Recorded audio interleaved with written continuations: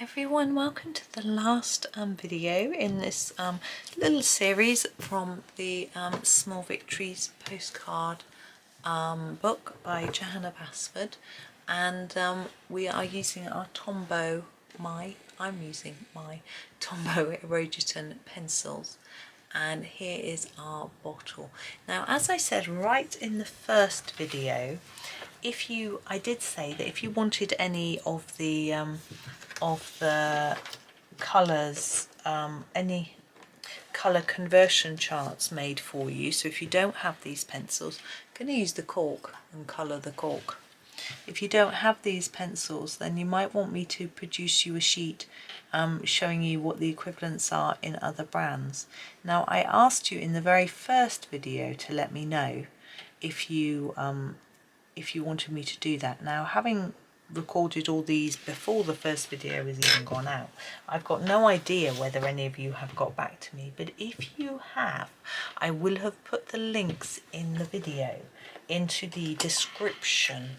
So if any of you are on this coming towards the end thinking, oh, I really want to have a go but I haven't got those pencils, then have a look in the description and see if I've done any comparison charts. This is the cherry red. I'm going to be using it for these three, and I'm going to start with a really light layer over all of them. Don't press too hard. If you want one and I haven't done it, pop it in the comments, let me know, and tell me which pencil type you'd like me to do it with. Now, I obviously do not have every brand of pencil. I was going to say no one does, but I wonder if Sarah Annie Clark does.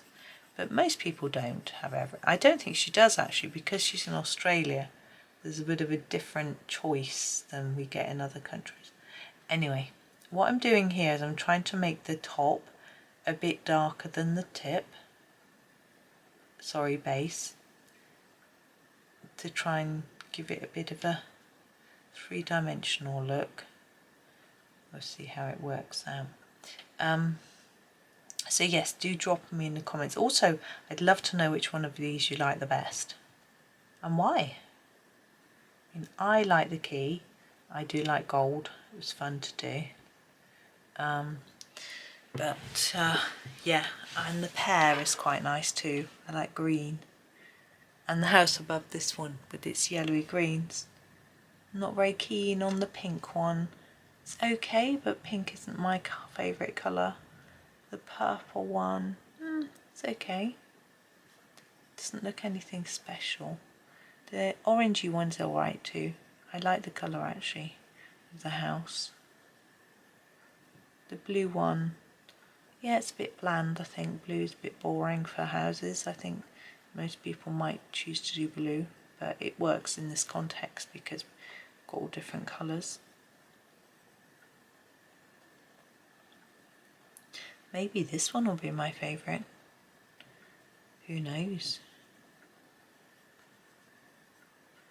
Right, there are those. I think they're foxgloves. If you find that too difficult doing each little section, just go over all of it in a block colour. It is so small that it's very difficult to do it really. I'm just trying to find the next colour. I think I want the maroon. Let me just look. Yeah, because this is significantly darker, because I don't want a couple of the reds a bit samey. So this is the maroon. As we've only got a couple of things to colour, we might as well use colours that aren't too similar. So I'm going to put a light layer on like I did on the other flowers. And then I'm going to darken it in places. So small. So on the edge and up these sort of lines. I don't know how well that shows up, to be honest, but it doesn't really matter. Now we're into our greens, before we do our actual bottle. What greens go with red? Well, I was thinking a mid-green. We don't really have a mid-green. Actually, we've got a spring green. That might work rather well. It's quite pale, but I'm sure we can make it work. So I'm just going to sharpen that spring green. I think I'm just going to use 2 greens, one in the middle here, and then every other, I'm just going to hold it. I'm just layering it up on here. I'm not doing anything else. It's too small and the colour is too pale. So all the little leaves like this are going to be done in this spring green. Just a layer, layer, layer until it's dark enough for you to be able to see. You might struggle to see mine, but I can see it. And then I'm just looking, got lots of olives. That's a bit dark. If I do a dark one, it might look a bit old. I think I'll do the cactus green, and I'll just try and be a bit gentle with it. I'll give it a sharpen first.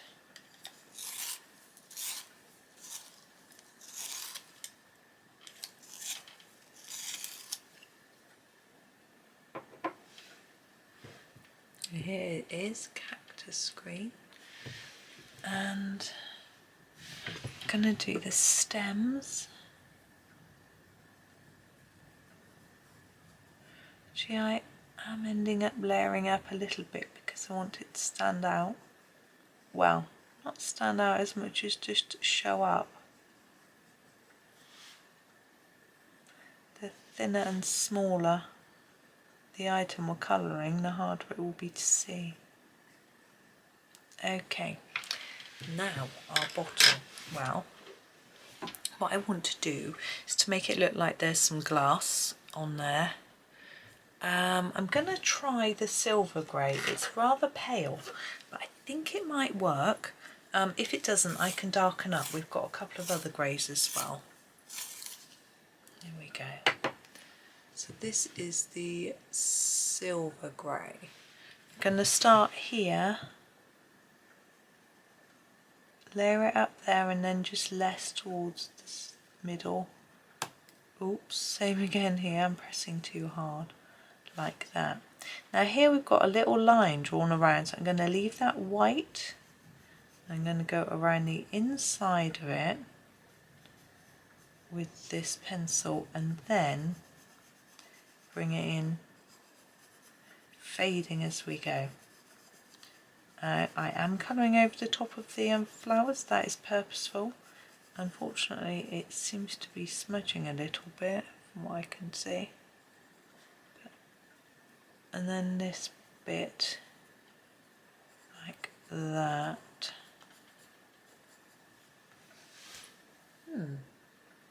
Now you could use a white pen on here, around here, to add some shine. Now when you're trying to draw shine into a bottle or anything really, follow the direction of the line. I find it looks much better. So if I was doing a shine line on here, I would go down here, making sure I didn't go over the top of that because that is on top of the bottle. So through there and then here, but you can go over the top of this plant because it's inside the bottle. You could do one across, you could do a big a sort of triangle, so a large area here and then come down to a point, that sort of thing. So there are different ways of doing it, but I am not going to do it. We've done no white pen on this page, and I actually feel that it looks okay without it. This bottle, I'm quite happy with it as it is, so I'm going to leave it. Right, we are done. Let's come out and so you can see all of them together. So thank you to those of you who followed along or just watched every video. I really appreciate your support, and any of you that left comments or liked or subscribed, that's fantastic. Thank you so much. It really does help. All of these little gestures, whether you're following me on social media and liking my pictures on there, commenting on here, whatever, all those little things, following me in my Ko-fi shop, all those things make a big difference. You know, it might feel like it doesn't, but it does. So, you know, I know a lot of you want to show your support and can't necessarily afford to send me a little donation through Ko-fi or my PayPal tip jar, and that isn't expected.